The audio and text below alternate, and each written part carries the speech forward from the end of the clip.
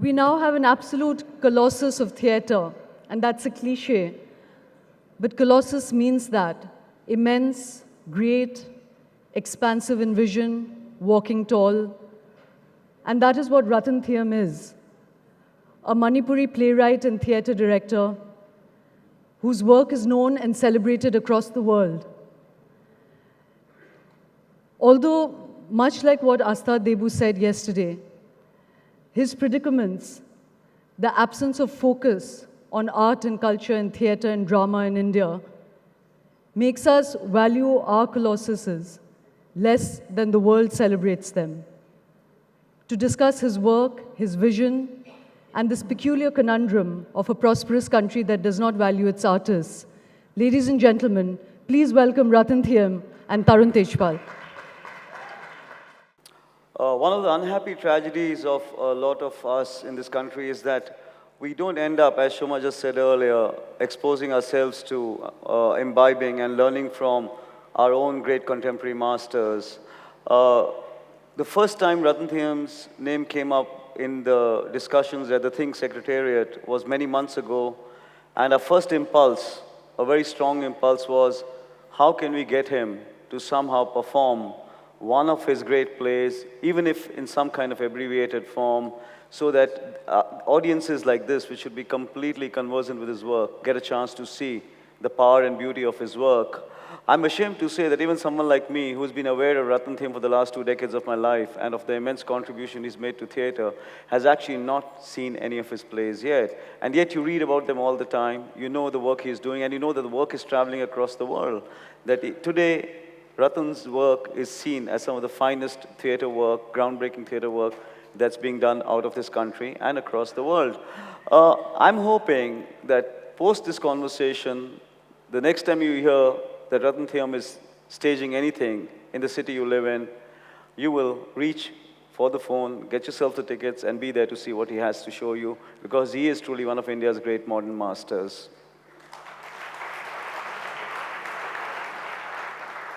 Ratna, I'd like to start by taking you back to the year you finished at NSD in the mid-1970s.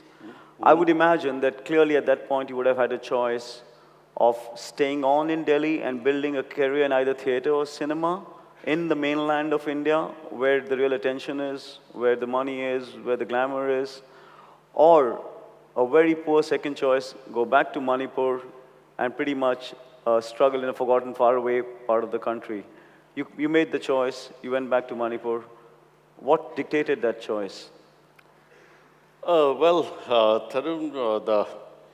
my problem has been always that till today is that I don't know what is theatre. Let's see.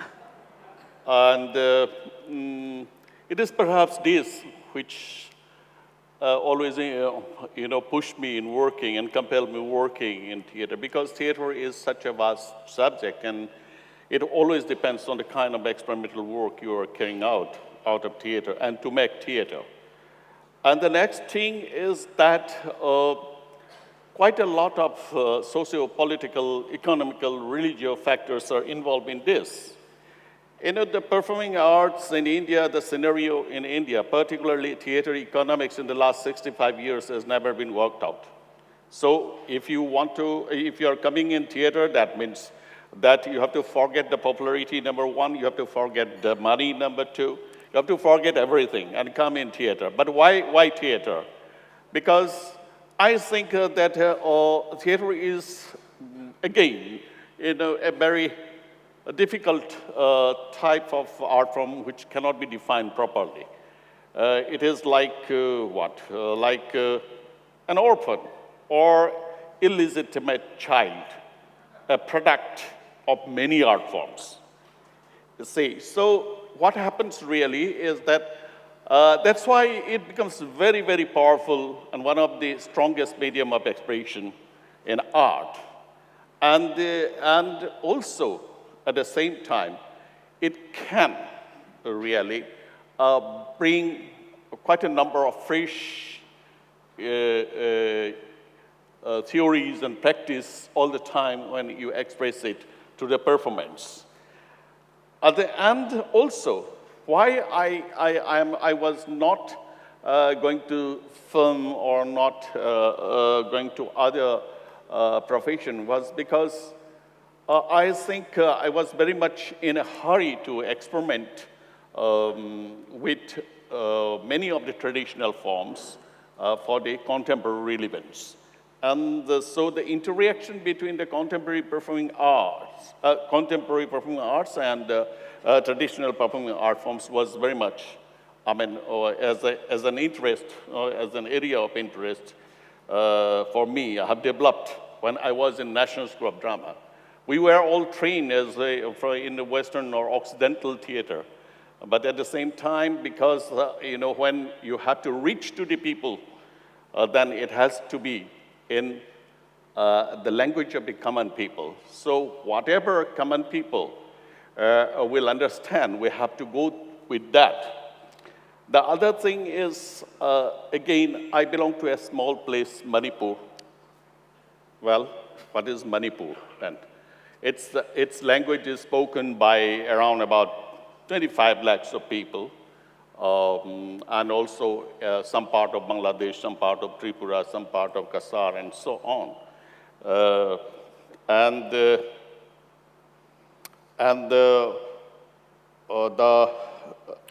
Manipur is a place where in a road construction like Kasar Road takes 65 years. So Manipur is a place where we don't have a factory, corporate houses, industrial houses, job. So why did you choose to go back to Manipur? You had, having finished at NSD in the mid-1970s, when the boom in cinema, in the visual arts, in television was just beginning. Why did you then choose to go back to Manipur, which in a real sense held very little hope of a future? Because it was very, very important for me that the understanding, the communication, to establish the bridge of communication between what is happening in Central and what is happening in Manipur. And theater is one of the strongest medium. And that too a medium where when the system is going wrong, then the protest is there through theater. So I thought that it will be a good thing to do theater, going back over there, and make the issues. Say like some of my plays, like. So what was the struggle, Ratan? You went back to Manipur. You must have been in your mid-20s. How did you set about getting theater going for your own self, the kind of theater you wanted to do? Well, it is most of the time, during that was the time when we had quite a lot of problems politically. And that problems was very much to do with the younger generation, the anguish, the anxiety, and the other aspects are where we don't have any kind of, as I have told you, any kind of industrial houses. We are jobless. Did you have a rich father? Not at all. So how can it be? No, so I mean, that's why I wanted to know, what was the struggle of going back to Manipur and trying to work with a very difficult art form which requires a lot of money? I mean, you can be a writer anywhere, you just need a pen and paper, but to be a theater director means you need to have a great deal of resource. So what was the struggle there? Well, the struggle is that I'm still struggling. It's not easy to work in theater. It's easy when, you see, today, I would like to do a new production of good standard, good quality, and so on, and I will need 10 lakhs of rupees or 15 lakhs of rupees for that. In case if it is an international production, it will go on 20, 25 lakhs of rupees.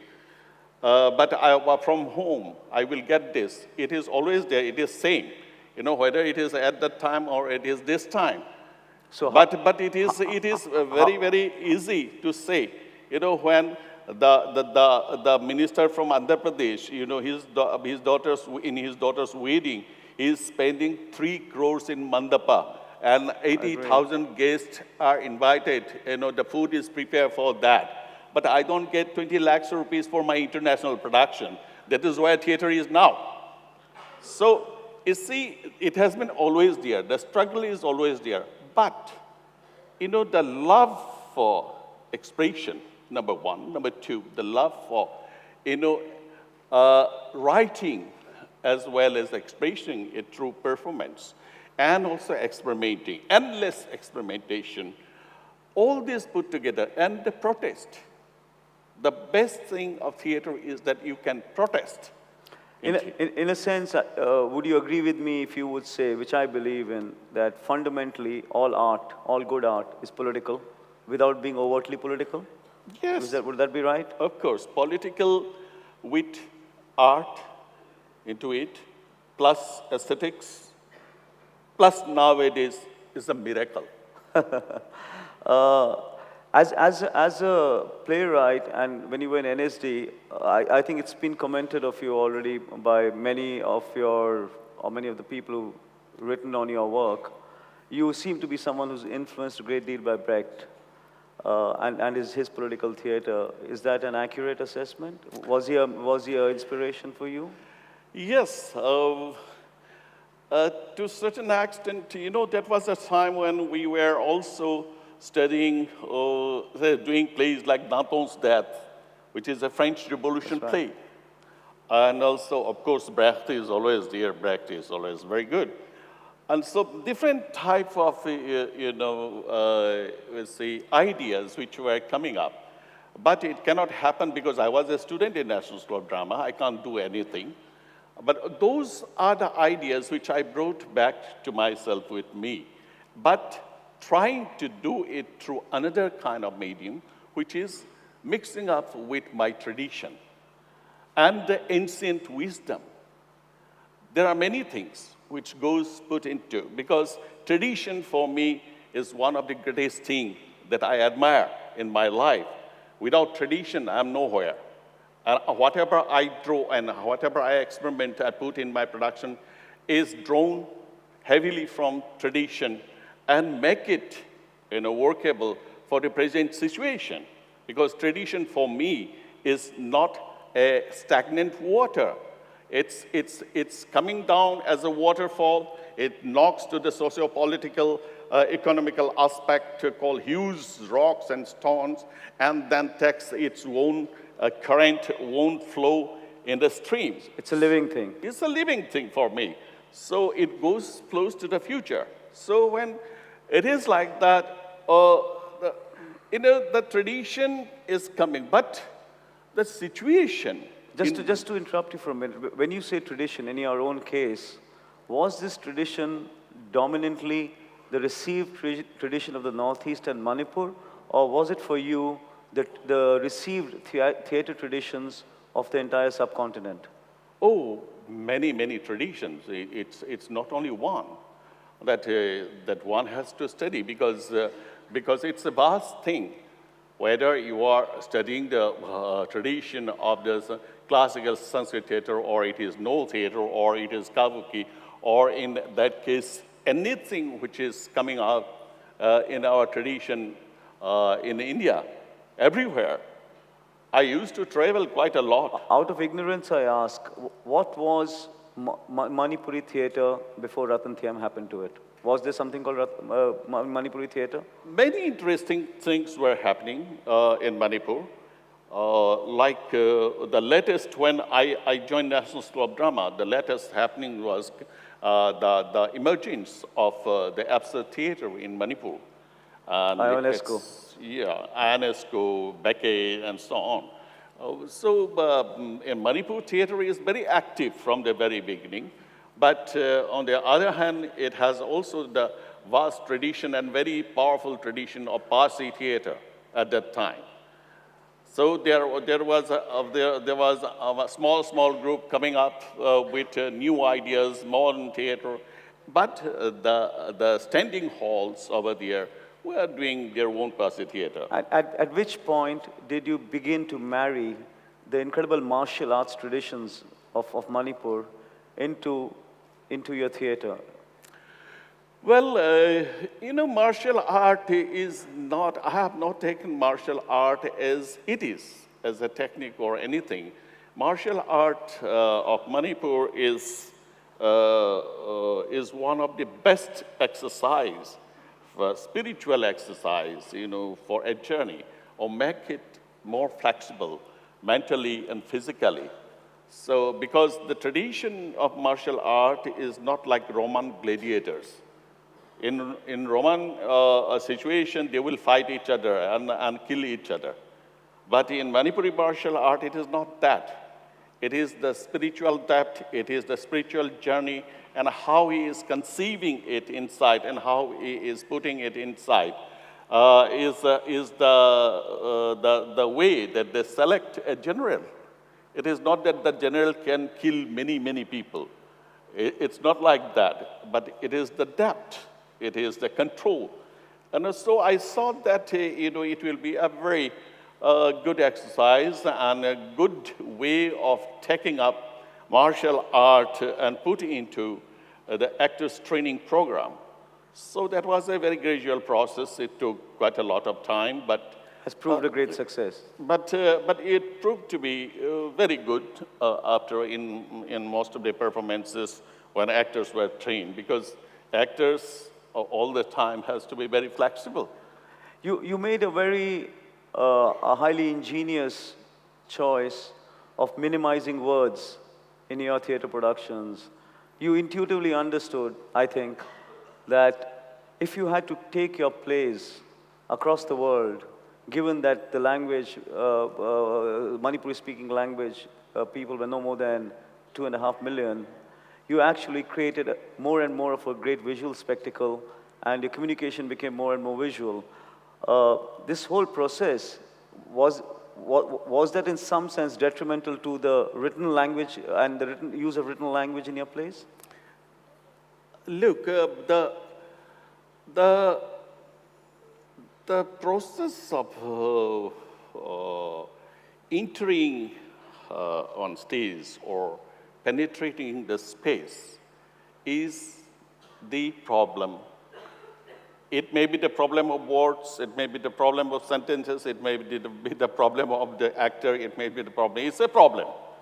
You see, until and unless we choose it properly and we train it properly, it has been a change. I've been performing worldwide and have, at many times, the organizer, particularly in the international festivals, they would put up the subtitles. They asked me to give the whole text. Then I tell them that no, it's not possible for me. Even if I have all the text, you have to run it this much, because I don't want to distract people looking at my production. They go on reading, and by the time they finish the reading, the action is gone. Action is over. So I would like them to see the action taking on stage, because stage is space-oriented, and where it is the entire soundscape is working, the light is working, the movement is working, the words, particularly in some of the productions, the words and its sound. The sound, the tuning of the word itself, is strong enough to make people understand that what it is happening. It is true that he may not go so deeply when he may not be able to go so deeper, but I feel that a performance is a performance. You look at the running commentary from the very beginning, like in an Ibsen text. If you put up when we did awaken, the entire performance is in the text, okay, but you are not looking at the performance. So it is very difficult for me to accept those kind of things, but to be able to make it convincingly expressed, I think that the way that the subtlety has to be brought on stage, the way that the space has to be penetrated, the space has to be given, left and right, and create something with your designs. And also, in my production, you'll see that it is a kind of paint and erase method. I don't put many of these big sets over there. I bring the properties, I bring some of the big properties, small properties, and so on, and then I create the entire design over there. I paint that. And from the very beginning, I've been painting and painting. I erase it, I paint it, I erase it, but the layer thickens on the canvas. So mentally, one is also looking at ideas. He is also getting the ideas from the very beginning. And then at the end, and the finale, you have quite a lot of ideas in that. And at the same time, it is very important for me that I don't want anybody to advise anybody, to give an advice. I'm not a school teacher who will advise to the children. That's not the purpose of art. That's So not the purpose it is, of art. it is the discussion that I'm carrying out to them. Discussion through colors, discussion through movements, discussion through words, sometimes discussion through tonal quality, discussion through the sound. Your theater has been very political, and in the finest way that art can be political, not overtly, not didactically, not prescriptively. Do you think the politics of protest that your theater has imbued in a deep soul sense, has it made a difference in Manipur society, Manipur culture, Manipur politics? You see, it is very difficult to talk that because the society is all the time changing. It may make an impact, but after which, again, the time changes, the society changes. From Imphal onwards, Imphal is a very strong political play, very strong. It speaks really directly many things about what is happening in Imphal during those days. So all the problems in Imphal. But from that onwards, I could see it's changing. So to cope with the changing situation, I have to also adopt, many type of plays. Because I don't do, I think, a production for the sake of doing a production. I will be always looking forward the instigation or injection given by the political situation, sometimes by the history, sometimes by this and that, and something which is going to flare me up. And that is where I start writing plays, or that is where I pick up some plays and try to adapt it for the situation. You're renowned for having married traditional forms from a variety of sources and contemporized them, ignited by urgent political and social thought. And so critics around the world deem your theater to be epic theater. Before we go off, if you can in just 1 or 2 minutes tell us the source and the inspiration for writing what many think is your most famous play, Chakravyuh. Well, Chakravyuh has many angles, but one of the most important things, source of inspiration, if it was America, it was Russia. I took the Kauravas and Pandavas, Russians and the Americans, and they fought in Afghanistan. You see, so, and that, it has an impact to the younger generation. So is Abhimanyu is there. So there are many angles. And also, I was trying to understand the political Cold War going on everywhere else. Writing Chakravyuh and doing Chakravyuh was a very, very difficult but a very enjoyable situation, understanding the world politics, and immediately after the war, Second World War, the changes which are coming up and the gap of communication between the younger generation and the elder generation has been already started, and it was really going to become, I thought, it should not become an abaism or something like that. So I tried to mend, the whole situation like that. But this source of inspiration has been from America and Russia. Though Mahabharata itself is Indian. Indian, sure.